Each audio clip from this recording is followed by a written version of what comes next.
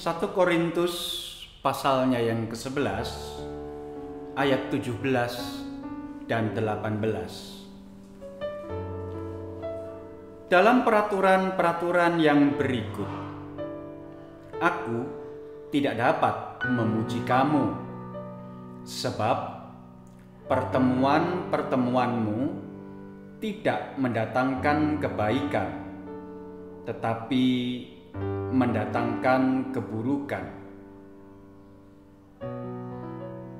Sebab pertama-tama aku mendengar bahwa apabila kamu berkumpul sebagai jemaat, ada perpecahan di antara kamu, dan hal itu sedikit banyak aku percaya. Selamat pagi, Ibu, Bapak, Saudara, anggota jemaat dan simpatisan GKI Taman Majapahit, Semarang.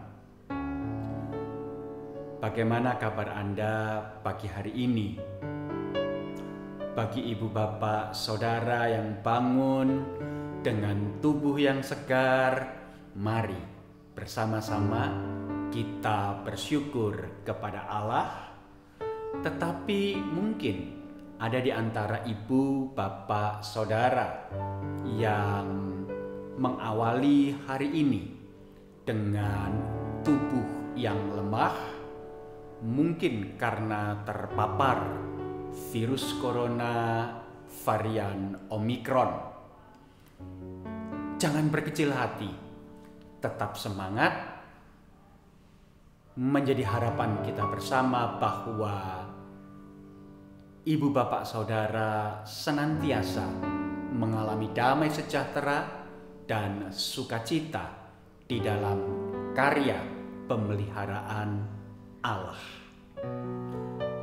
Ibu, bapak, saudara yang terkasih dalam Tuhan Yesus Kristus. Di dalam Kristus kita mengenal bahwa segala sekat, segala pemisah, segala pembeda itu diangkat, dirobohkan, dihancurkan. Sebab di dalam Kristus kita memahami semua menjadi satu. Dan oleh karena itulah di dalam ibadah-ibadah kita, di dalam kebaktian-kebaktian kita, kita tidak memandang apakah ada seseorang yang memiliki tingkat kemapanan ekonomi di atas rata-rata. Apakah ada di antara kita yang adalah seorang pejabat? Apakah ada di antara kita yang adalah seorang konglomerat? Atau ada di antara kita yang ibu rumah tangga sederhana? Atau bahkan ada di antara kita seorang pengacara, pengangguran banyak acara. Di dalam sebuah kebaktian, di dalam sebuah ibadah, itu semua ditanggalkan dan ditinggalkan. Setiap pribadi datang menghadap Allah sebagai manusia berdosa yang dibenarkan mengalami kasih karunia Allah dan bersyukur untuk kasih setia Tuhan yang lebih daripada hidup. Itulah makna kebaktian. Oleh karena itu, ibu, bapak, saudara yang terkasih, ketika di dalam sebuah persekutuan, ketika di dalam sebuah acara kebaktian atau ibadah terjadi sikap-sikap pembedaan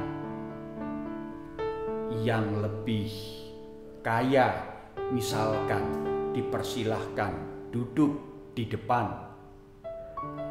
yang tidak berpunya dipersilahkan berdiri di belakang, atau katakanlah dalam sebuah perjamuan mereka yang memiliki jabatan-jabatan tertentu menikmati roti dan air anggur yang berlimpah, sementara yang biasa-biasa saja atau bahkan yang berkekurangan mendapatkan roti secuil, air anggur secukupnya.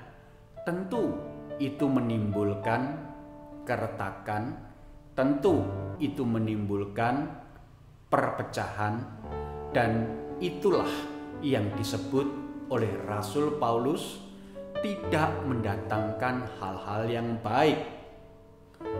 Jemaat di Korintus mengalami hal tersebut. Bagi orang-orang tertentu, mereka yang memiliki latar belakang sebagai pejabat-pejabat publik, orang-orang terpandang, mereka yang memiliki status ekonomi dan sosial yang tinggi. Mereka mendapatkan perlakuan istimewa di tengah-tengah kehidupan bergereja. Tetapi bagi mereka yang berasal dari kelas menengah ke bawah, bahkan beberapa di antara mereka adalah hamba-hamba, budak-budak, mereka ternyata tidak diperlakukan secara istimewa juga. Bahkan mereka tidak dianggap ada. Sungguh ini menyedihkan dan mengecewakan.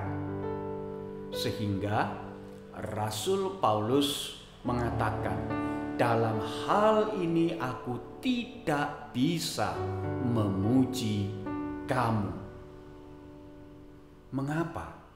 Karena memang sikap membeda-bedakan bukanlah sikap yang keluar dari kesadaran bahwa di dalam Kristus semua sama.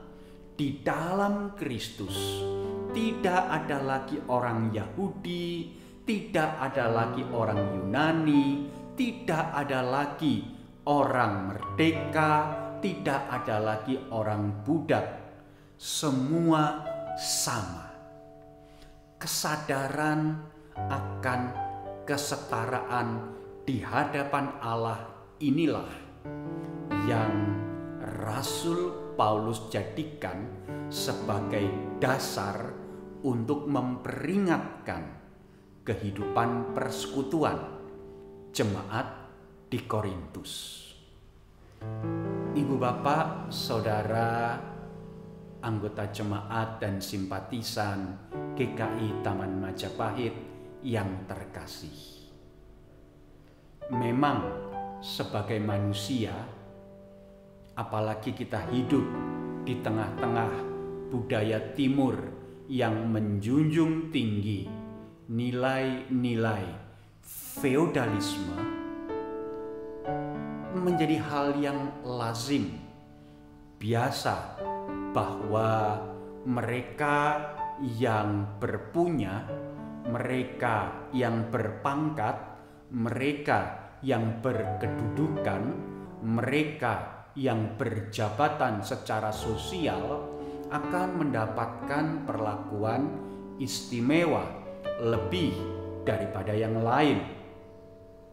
Tetapi mari sebagai orang-orang Kristen kita mencoba memiliki sikap dan pola pandang yang memandang setiap pribadi sebagai makhluk yang sama-sama berdosa, sama-sama membutuhkan kasih karunia Allah, dan setelah mengalami kesetiaan Tuhan, setiap pribadi sama-sama dipanggil untuk hidup mengucap syukur kepada Allah.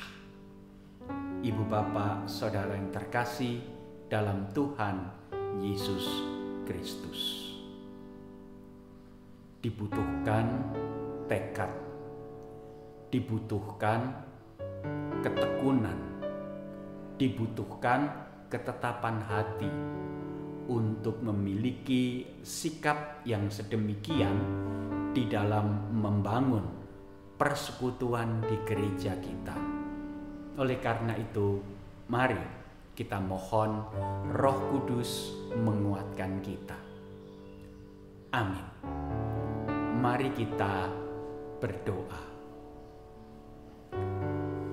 Bapa Surgawi, mampukanlah kami untuk tidak memandang rupa, apalagi memandang latar belakang sosial, ekonomi, jabatan, serta status seseorang untuk menghormati mereka yang ada di sekitar kami.